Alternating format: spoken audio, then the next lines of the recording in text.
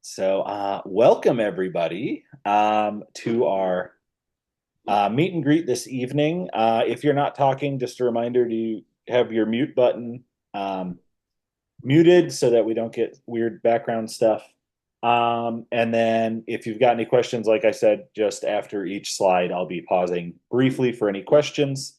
So we'll get the slides shared here.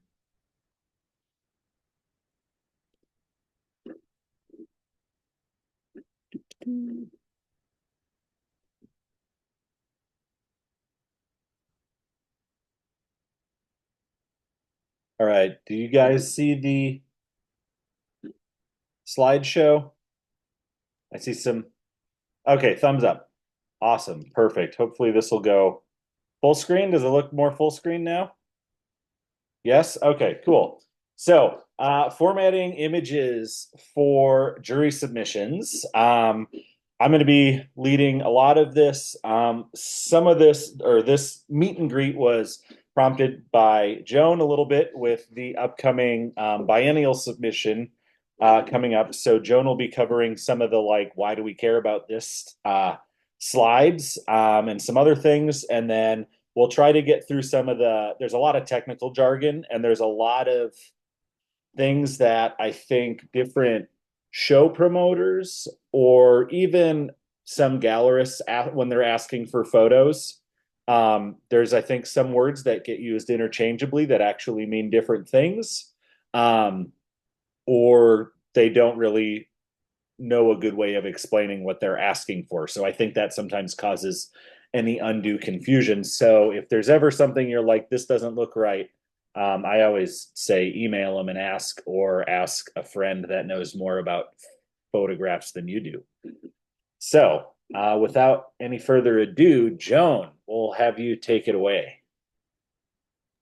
Okay. Hi, everybody. I'm Joan Kennedy. I am uh, shepherding the biennial exhibit for Wisconsin Craft this year that I hope you're all aware of. If you're not, we can talk about that another time, or you can ask me about it. I've helped with the jury process for the past two biennials and have learned a lot about why it's important to have your images labeled and looking properly in order for things to go smoothly for the jury. There's other information that you submit in your application, which is basically a digital form that collects data, and all that data gets dumped into a spreadsheet. And in order for spreadsheets to function, the information has to be standardized. So usually you can build a form so that, for example, the phone number is standardized in a format, like area code, the what they used to call the exchange with a hyphen or something, or sometimes there's dots, whatever. But the purpose for this is so that when somebody goes to use the data, they can sort it, and if it all looks the same, it'll all act the same. And whoever is trying to get the information, like they're trying to get um, a date and it has to be in numerical order. If it's all in the same format, it'll work. If it's not in the same format, it won't work. Um, the date is used to communicate with the jury or with the applicants. The important thing about naming your images properly is they're used in the jury, and we need to keep all your pictures together. Each artist's pictures together. So if they have random numbers in them, they're not going to sort numerically or alphabetically in a way. And if the organizers have to rename, um, it's going to give them more work and they're not going to be happy. Um, I personally have been bumped out of an application process because my images weren't formatted properly. So that is another reason to make sure that you follow the formatting rules and naming rules that are set out in the application. Also, if it's easy for the organizers to find your information in the form by having everything named properly, then maybe your images might be chosen for promotion too.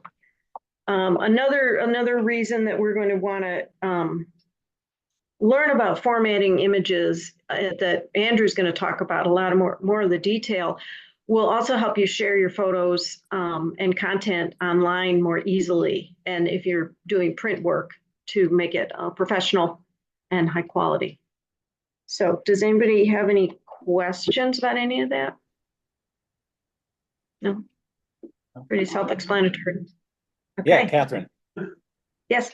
I maybe have one. I think it might pertain to this part, but a lot of the times in my titles, I've also got the number of it. It'll say, oh, I don't know. The title will be one thing, and then it's an extension of the number.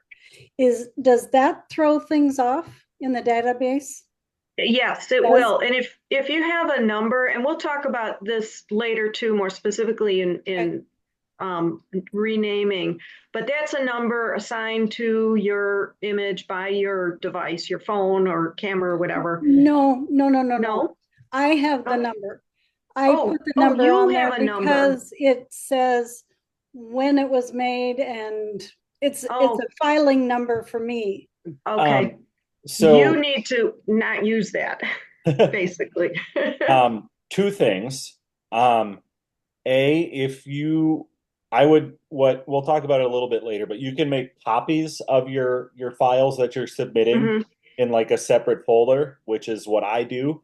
And then I just, like at the end of the year, I delete all the duplicates that I've made for my application submissions because I'm done using them. If there's some sort of like extra information that you want in that file name for your personal reference, if it was at the very end of it, it wouldn't throw off the like sorting system because that's usually alphanumeric. But I could also see, depending on, how type A or type B the person who's doing the file sorting for the organization is, could are actually part of the title. Well, unless it's no, they are. I mean, that's how I label mine. They are actually part of the. Well, if you were asked, Catherine, if you're asked for a title, then you can include whatever you'd like as the title. In our purposes for the biennial, we're not asking for a title. We're asking for a name and a number. Okay. So each thing might ask for it to be named differently. Okay. Yeah, and if that's part of your title, then it is. Then just include it. Okay. Yeah. Okay. I guess when we say name, we're talking specifically like the file name, whereas most of the time that I've like had to submit work titles, there's usually a separate form that says, oh, and like my image, Linderman Andrew 1, this is called this, and then that's in a different thing. It's just not how their computer's sorting it. So we'll go through some definitions here. I'm going to do this a little bit kind of rapid fire. If there's something you need me to clarify or want me to pause, just pipe up. Some of these might be really familiar with some of you, and some of them might be like, hey, we're in the 21st century, digital everything. So like I grew up and like I had a computer at our house all the time because my mom worked on a computer when I was a kid. Like I still remember my grandma having a flashbulb camera. And hopefully she remember filming at the family get-togethers, but I'm really comfortable with a lot of the digital jargon, as it were. So stop me if you've got any questions or I need to slow down. So pixels, we'll start off really basic. A pixel is just that tiny either red, green, or blue dot of light that is showing up on the screen. So a lot of the confusion with some of the terminology we use has to deal with how things are showing up digitally on a screen versus how they show up as print in a physical printed out photo. So as far as we're concerned, that's one dot on the screen. It's red, green, or blue. And a lot of times, cameras will say like how many megapixels they have, which is just millions of pixels that under an ideal situation, that's how many points of light of data that that camera is capturing. Aspect ratio, hopefully we're all familiar with this. The standard for most video and full-sized computer or television screens is 16 by 9. A lot of things for web or social media have been square 1-to-1, although that's always kind of changing and things like that. Instagram lets you share more vertical and horizontal things now. And then that's directly related to our image dimensions. So this is where things can start to get confusing. When we're talking about print quality or a print image, it's typically measured in, oh, we want a 3-inch by 3-inch photo, or we're using inches. Whereas digital images, we're almost always want to know what are the pixels on either length, because that's how it's going to show up on a screen or projected, or how we're manipulating it on a website or social media. And we want to make sure that stuff is going to look good online. So for the most part, I would focus on the size in pixels of your images. For standard high definition computer screens, 1080p is something you've probably heard of. And that's an image that's 1920 on the long wide side and 1080 on the vertical side. Those scale really well on screens. And that sort of thing. They work well with like a horizontally flipped phone or tablet. They're the native operating systems and all that are used to scaling for that dimension. It, like I said, I've got a shared version of these slides. This link here at the bottom is a link, and it's got a list of a whole bunch of helpful aspect ratios and pixel dimensions for different social media platforms and that sort of thing. If you're looking for like a specific image for a specific part of a Facebook page or social media post, that's a good resource there. This one is something that's always gets kind of mixed up. So PPI and DPI are used by a lot of folks interchangeably, even though they're talking about two different things. So PPI, pixels per inch, is strictly speaking about screen digital resolution. So this is how big the image shows up in an email, on social media, on the web, that sort of thing. If your jury is an in-person jury and they're projecting that image on a big screen with an actual, a computer projector, the dimensions there are going to be really important so that your giant blown up image doesn't look real blurry and sad or pixelated.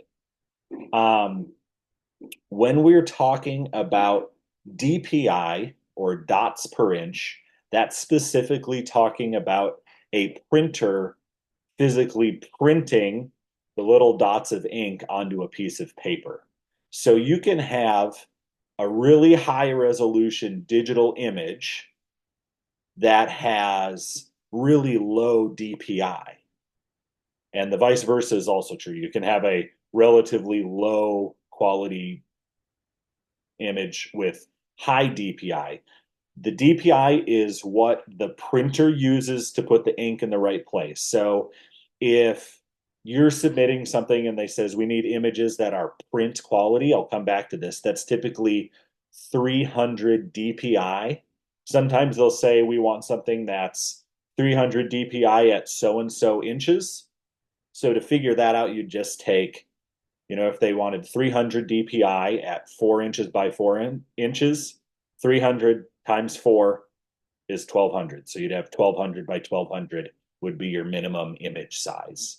And then when you go to save the image, you can oftentimes select the DPI, and you'd want to make sure that that's 300 or better for print, or 72 to 96 is typical for web, because we don't need all that extra print information if you're just looking at it on an email. Questions about this? I'm going to pause if anybody's got any questions. Okay, moving on. You're all doing great.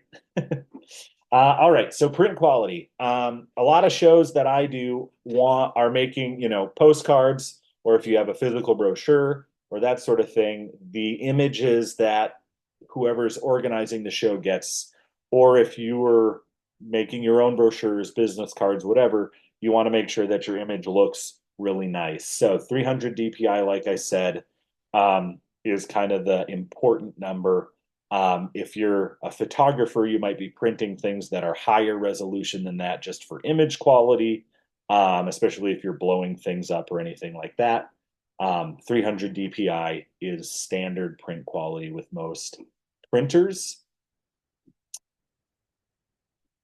Web quality, like I mentioned, that's typically 72 DPI. And like I said, you could have a really big, 3000 pixel by 3000 pixel image that is coded to only have 72 DPI, and that'll reduce file size if they don't need the file to print well. Metadata. This is one of those things that can get added onto image files that make your image files really gigantic. So if you've ever had applications that want a file that's less than 5 megabits or something like that, there might be additional metadata coded into that photo. I'll show an example of that here in a couple of slides. Sometimes that's just like what sort of lens was used, where the photo was taken. Different file types can actually have a lot of metadata embedded. If you've got a phone that has live images where it like shows a little miniature movie when you take a photo, those are all a whole bunch of different pictures and not just the key picture. So that's, megabits and megabytes of data that's stored in that one image file that we don't need when we're submitting stuff for like a jury image. If you want more information on what sort of data that is, here's a link to a really helpful website if you look at the slides that I shared. Joan, and then Catherine. I don't know if I've had images with lots of data, metadata. Does that link tell you how to get rid of the metadata if there's too much? Yeah, so the two links that I have to online converters that are later on in the slides that we'll get to remove metadata. And sometimes like large amounts of metadata is typical of certain file types. We're going to be submitting JPEGs. That's the standard. JPEGs don't have a whole lot of metadata compared to other file formats. So just going from whatever your camera on your phone took, if it took a photo that's not a JPEG, you converting whatever picture that is to a JPEG is going to remove a lot of that. Typically what's left over after that is like whatever, like white balance settings from your camera and your lens and that sort of thing. And compared to the data of all the stuff in the image, it's not a whole lot of space. That was going to be my question, so yeah. Thank you. You answered it. Okay, perfect. Kip? Yeah, we're talking, most of this is after the fact of an image being made. Is that correct? I mean, can you program your phone camera to set it for a DPI or for a PPI, I guess is what I mean. Yeah, so I'm not okay. A lot of your phones have like a standard default, and some of those you can adjust what the photo quality is or when you go to like share or export. I know like on iPhone, when you go to share a photo or export a photo, there's a little options drop down at the top that you can change some of those like file size things on. I don't know the specifics if I'm looking at an Android or a Pixel, um, like a Google Pixel or an Android phone. But I'm assuming you can do that sort of thing. It just might take a little bit of digging to figure out exactly where that button is on your phone. And if you go into the camera settings, I know with like my iPhone, I can choose from like 3 or 4 different file types for images if I want, and some other things like that too. Any other questions? Before you take the image, right? Yeah, that's on the front Okay. end. Okay. It's really easy to change the DPI post, especially if you use Photoshop or Lightroom. If you don't use Photoshop or Lightroom, there's plenty of other like websites or I know on Macs and on Windows computers in the like Photos app, you can adjust some of that. All right, moving on. Compression. So when you take a file and it has a lot of space because it's got all the information from every single one of those little pixels and the reds and the greens and the blues, the dots. When you save that as specific types of files, it compresses them. So basically, what it does is it makes the storage and the information for that file as efficient as possible. Some of those image files, when they compress photos, are lossless, which means they preserve all of the image quality. Some of them are lossy, and that's I'm not making up a word. That's what we that's the technical term for it, are lossy compression. So you're losing some sort of quality. Um, in 2024, most of the compression that gets used to make a JPEG is going to be what's called smart compression. So you might be losing something, but it's going to be maintaining as much image quality as possible. Um, some programs like Photoshop and Illustrator, and I know my Mac will do this, you can actually kind of tell it how high of quality you want it to maintain. So you can slide that up to best and then shrink the size of the photo, and then you don't have to worry as much about things getting blurry. It's also one of those things is once you make the new file, open it up and make sure it looks fine. Our little illustration here, the first 3 are pretty much identical, and you can notice how like the sunflower petals are really fuzzy on the far right. That would be an example of something that got compressed too much, and so it lost some of that data that it needs to have a good, crisp, clear, sharp image. Questions about compression? No. Okay, cool. All right, so a couple of this might be a little less pertinent um, to what you're doing every day, but just a couple of other definitions that you might see coming up is vector images versus raster images. So most of the images that we would be working with as I'm taking a photo of my 3-dimensional artwork, my physical artwork, and then saving that, most of those files are called raster, which basically means that that pixel that's in that picture represents a definite point of light. So if you look at the graphic here on the left, if you were to blow up or zoom that in, that little pixel would just get bigger. And so if you zoom in closer, you can see all the individual little pixels, things would look pixelated.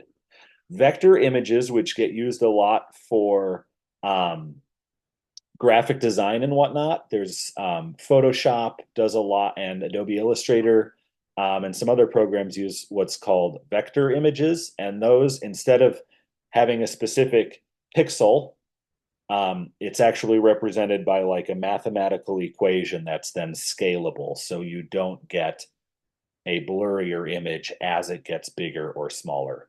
PDFs are vector files. So that's just a fun fact there. Raster images are sometimes referred to as bitmaps. So like if you remember playing around with Paint and Microsoft Windows, those are bitmaps. I'm not going to go through all of these. I'm just going to highlight one or two. So this is some really common file extensions that are images. The like gold standard for what we should be sharing with each other or using to submit to somebody to print or to a jury is definitely probably going to be a JPEG. Okay. It's really common. They are compatible with a lot of things. They do compress. The newest updated versions of JPEGs are a lot less lossy. There are some lossless versions of JPEG out there now. And they're really high quality images, typically speaking. Some of these other ones get used more frequently in the graphics and illustration world. If you've got any questions about those, I can talk about them. The one that I wanted to highlight is the fifth one down, the .HEIF or HEIC. So smartphones, iPhone in 2017 and Android in 2019, the default on smartphones is this new file type. And if you've got, especially if you're taking like live photos and then you're hooking your phone up to your computer and it's just automatically syncing that image, it's a relatively new, extremely high compression, lossless file format, but it has really, really bad compatibility. Some of you might have heard a few years ago, there was during the pandemic, there was a whole bunch of stuff with the ACT College Board that they ended up not being able to read a whole bunch of like student submissions because they were in these HEIC files and they couldn't open them.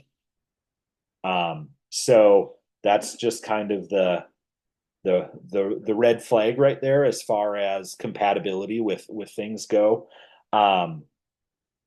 So most phones, you can change a setting where it'll take the images as JPEGs or other things, but JPEGs is a good default. So if you go into your camera settings on your phone, that should be it. If you're using a DSLR, you might be shooting in RAW, which is basically just all of the images. It's like the film equivalent would be like raw, unedited, not the negative, but just they haven't done anything to the film yet. It's unprocessed. They're usually really big data, but if you're doing a lot of correction to the image, so you're changing white balance or shadows, highlights, and doing a lot of things like in Photoshop or Lightroom post, you'll typically end up with a better JPEG if you convert it to a JPEG after you've done some of that editing, if you're doing photo editing. So that's kind of the number one reason that a lot of photographers will shoot in RAW and then convert to JPEG after they've done their like post processing, if that makes sense. And then, yeah, those were kind of just the three that I wanted to call out. Is there any other questions about file types, Joan? I was just wondering, is JPG and JPEG, is that interchangeable? Yes. Okay. Back in the day, Windows said all files could only be 3 letters long. So it was shortened to JPG. But Okay. that is the way of the dodo. And so they're used interchangeably. Okay. Yep. And how about the capitalization of those letters? Is that interchangeable too, or should Yeah, we it doesn't, the note of that? capitalization doesn't matter. Okay. Yep. I think when it's in the file name, it's usually all lowercase, but if technically like Joint Photographic Experts Group it's a proper noun, so like your English teacher would tell you to capitalize it, I'm sure. Your computer doesn't care. Okay. Yep. All right. Color space. The pretty much the default should be using RGB, specifically sRGB, which stands for standard red, green, blue. So we know that red, green, blue, that's additive color, which is what our screens use. So that's the easiest way to edit things. There's a number of different versions of color spaces, especially digitally. It might be like hue, saturation, value, that sort of thing. There's a lot of different options, but the standard is saving things when you go to share a file in standard red, green, blue, and that's kind of ensuring that what you're looking at on your screen is theoretically what somebody else is looking at on their screen. There can be some issues with like color calibration on specific screens from one user to another user. Um, Most modern phones and newer computers do a pretty good job of trying to make accurate, true to color images as best as possible. CMYK is used a lot of times for print materials. An example of that is I had made a big new poster for a sale that I was having a couple years ago and sent it to Office Max to print out, and I got it, and everything looked super dark. I was like, what the heck? It didn't look like this. And I had sent them an RGB file instead of a CMYK file. And so I mean, it's just a dude at the Office Max hitting the print button. They're not working with an actual like print company. It probably wouldn't have happened because they would have been like, oh, I'm going to tweak this so it looks right. But previewing things or saving things in a CMYK space for print material specifically can help alleviate some of those headaches. Catherine. Where would the settings be for those? If we wanted to tell somebody, how would we do that? That would be more along the lines if you were like putting together a poster in Illustrator or editing something in Photoshop or Lightroom. Okay. Okay. There's a setting when you go to like save it or go to edit, you can change what color space you're using. Okay. If it's just like I have a photo of my work that I took and then I edited it a little bit on my native operating system editor and submitting it, it probably doesn't have that as an option, and it's RGB as a standard anyways, so it's fine. All right, file size, which this one can be a real pain in the butt. So there's a couple of different ways you can change file size. One would think that it's really obviously related to how many pixels in the image there are.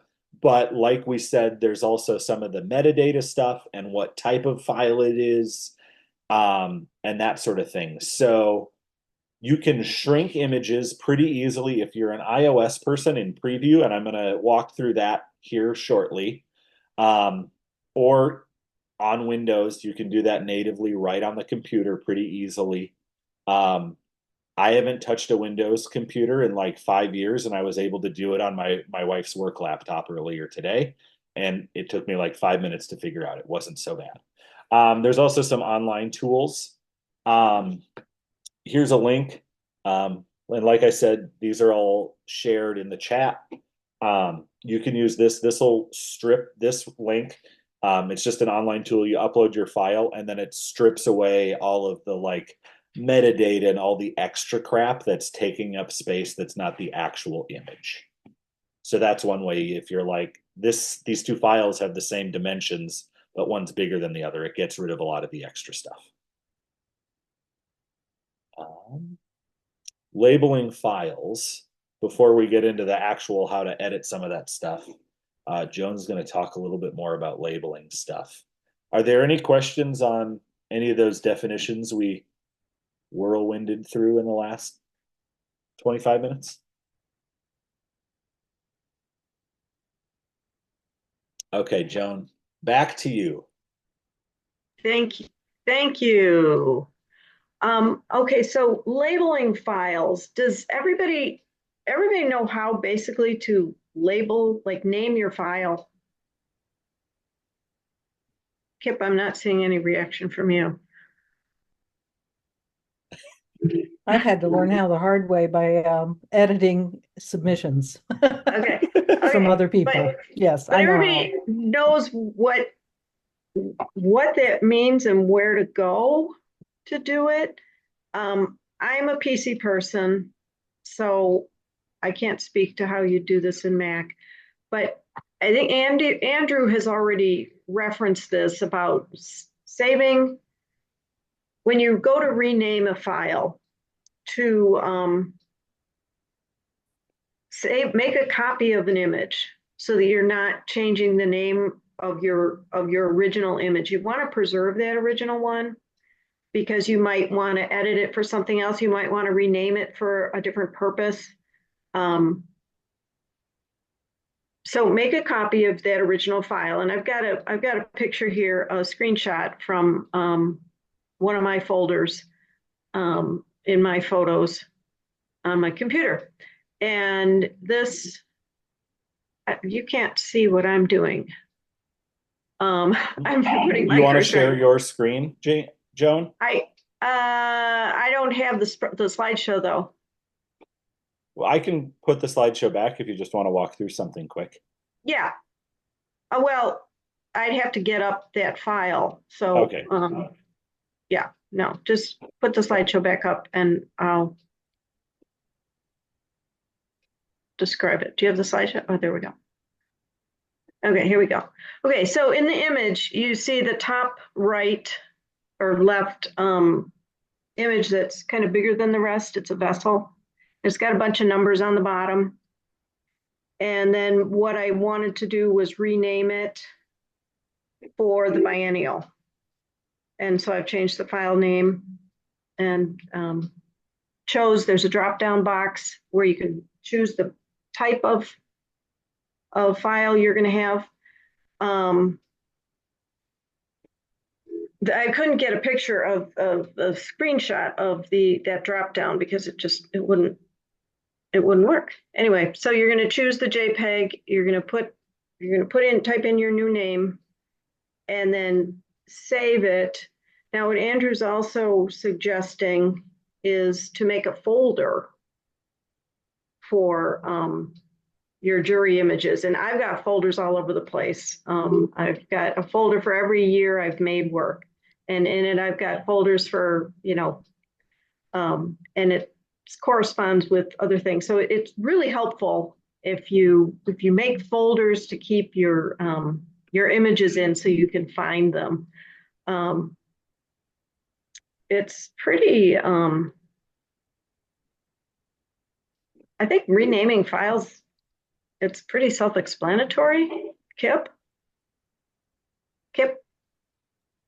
Yeah, I'm sorry, I had to unmute. Yeah. A lot of people don't understand that if they put their photo up on the screen, they have to click on the top of the photo to actually see how it's named. Okay. On At least on mine. I'm on a Mac, so okay, so I don't know how Mac works. Or right click, to rename it on a PC, you click on it and then you right click on it to get a drop down that where you can choose rename. Is that what you're getting at? That you have to like activate the image somehow in order to start renaming? Yeah, I'm gonna pull something up on my screen real quick, Joan. Yeah. All right. So this is gonna change we all see a different screen now. So like in my documents on my computer, I have the external hard drive that I save all my photos and everything. I have a folder that are like application photos that I've adjusted for whatever reason. So I keep all my like the original digital file is elsewhere on my computer, in like my photos in an album somewhere. And then when I have to go to submit to a show, if they have specific requirements, I'm making a copy of that.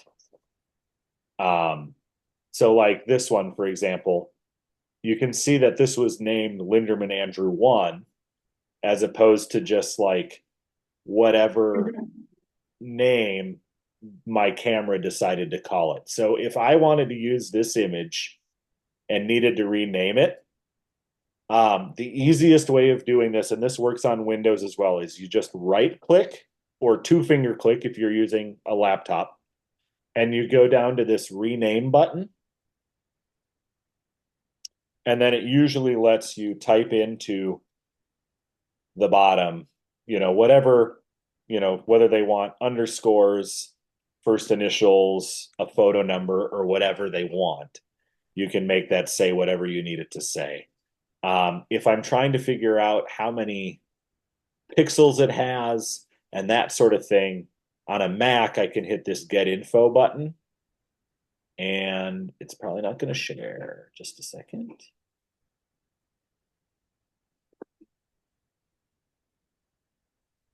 There we go. So it comes up with all this thing that I'm moving around here that has a whole bunch of the information about the file.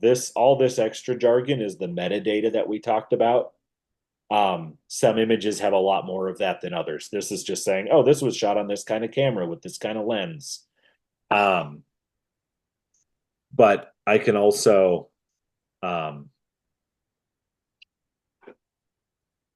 yeah. So this will say, it says how big the image is, it says the dimensions, it says that, and it will let me rename it in this file area as well.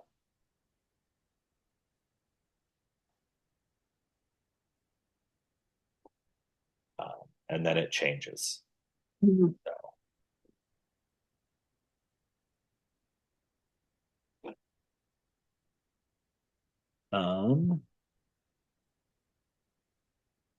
Okay, and then Catherine had a question that she put in the chat. I'm going to bring the slides back here. And she's mentioning Artwork Archive. Is that just like a digital, like cloud storage for your photos, Catherine? No, it's a website where you can sell your items. It's got everything for artists, and you can put your images in there. You can make records of where you've exhibited, all kinds of things. It's a phenomenal resource for artists. Okay. Yeah, I'll just chime in on that. You can just sign up to get their emails and learn more about them. It is a really good artwork. I mean, it really is a good resource. Artwork Archive. I would highly recommend it. Just signing up for their emails or exploring their website sometime. Thanks for sharing that, Catherine. Okay. Any other All right. questions on like the file names or anything like that? Linda, I wasn't sure if you had a question or if we answered it. Okay. If you do have a question and want to ask later, feel free. I just have one little question, and it's probably really subjective, but why do they use underscores instead of hyphens? Because sometimes certain programs won't let you. You used to not be able to use that character in naming it. That might have changed, but it wouldn't allow you to use a hyphen. Oh, okay. Yeah. So I've always wondered that and never knew the answer. Yeah. Yeah. It's just like you can't use periods because that's what they use for yeah. It's a coding thing because usually the hyphen would get used elsewhere in the coding. Right. Or an ampersand. You can't use an at in naming something because that turns it into a web address and all kinds of stuff. Yep. So, yep. All right.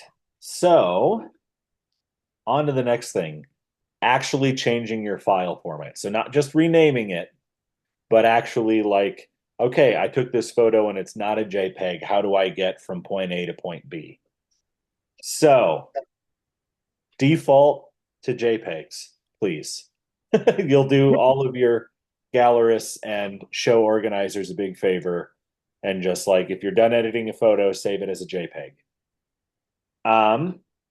So for example, I'm using a picture of our newborn as an example, but there's a lot of really great free resources online. If you're having a hard time doing it on your actual computer, for whatever reason, I feel like I have to click through way more buttons on my computer to change these things than I do if I just upload it to an online image converter and then open the new downloaded file. It's dumb, but that's the way things work. So, this is one that I've used a number of times when I've had some like weird file formats.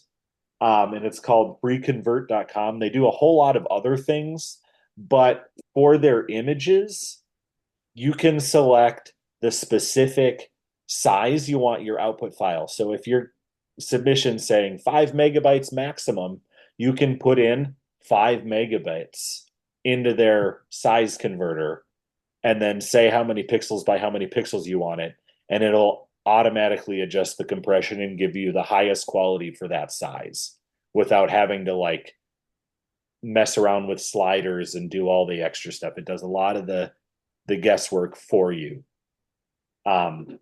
So this example, the original photo of this, my wife took on her phone. And then she said, "Oh, hey, could you edit these so we can share 1 month baby photos with our family?" And when I got the image from her, it's one of these HEIC, which is a high compression, newer file format. It's only been around for like 5, 7 years, which is pretty new. Since a lot like JPEGs have been around since the late 80s. Or early 90s, I think. But anyways, so it actually shrunk the image just by changing the file type and getting rid of a lot of the metadata.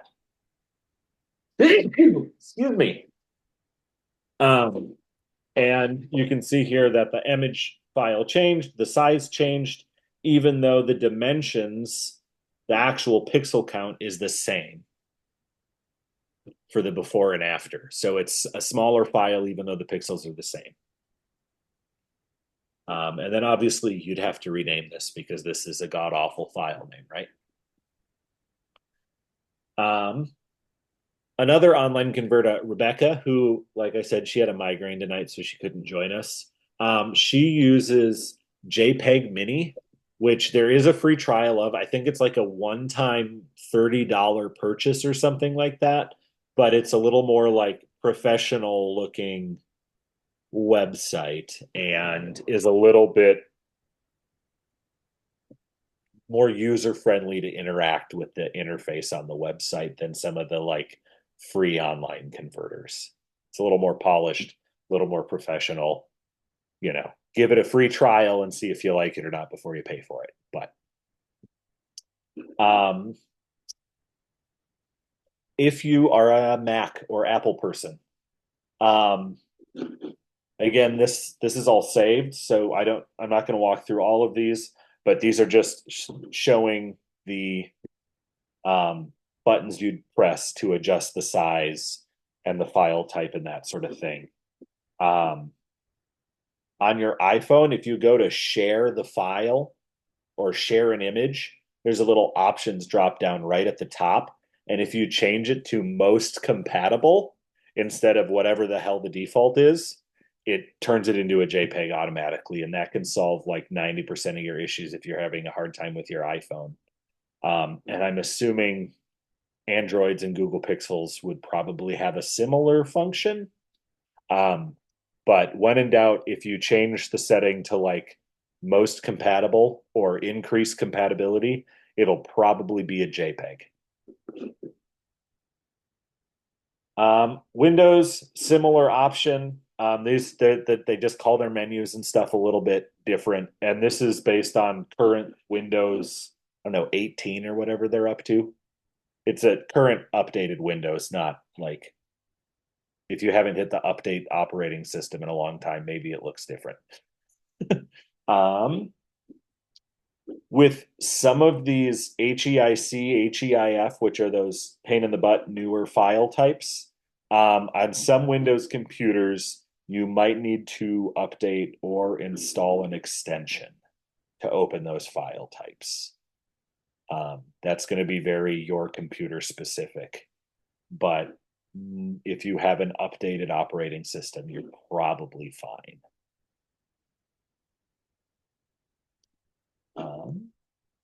I think that's all we have. That's it. That's the night. So hopefully that was maybe like drinking out of the water hose a little bit, but um, there's a lot of jargon associated with digital photography um, that I think kind of assumes that everybody just figures it out. So hopefully this is a good jumping off point. Obviously, if you're having some sort of specific issue or have some specific question, feel free to reach out. But we'll open it up for any other questions that any of you have regarding this. And then when we're done with that, I'm going to stop the recording and then we'll chat about a couple of other broader Wisconsin craft things afterwards. So questions, comments, concerns, emotional outbursts. Well, thank you, Andrew, for being such a good teacher and sharing all this tech information. I've learned a bunch of new things. And yeah, so I hope everybody knows what they need to do with their images so that they can apply to the biennial. Applications are open and they will be open till January 3rd. So. All right. Any other questions? What's the date of that? The date of the actual exhibition? Mhm. It is March 7th through April 20 something. I should know this. Let me look. March 7th through April 25th. Yes. Okay. Yeah. So the applications have been open for a week. They close, as I said, January 3rd. Notification will be on January 17th or by January 17th. And then delivery is the Saturday before the shows. So that's March 1st. Yeah. And the opening of the show is the opening ceremony or celebration is on March 7th. So it's all on the website as you know, the prospectus and the link to the application and everything is there.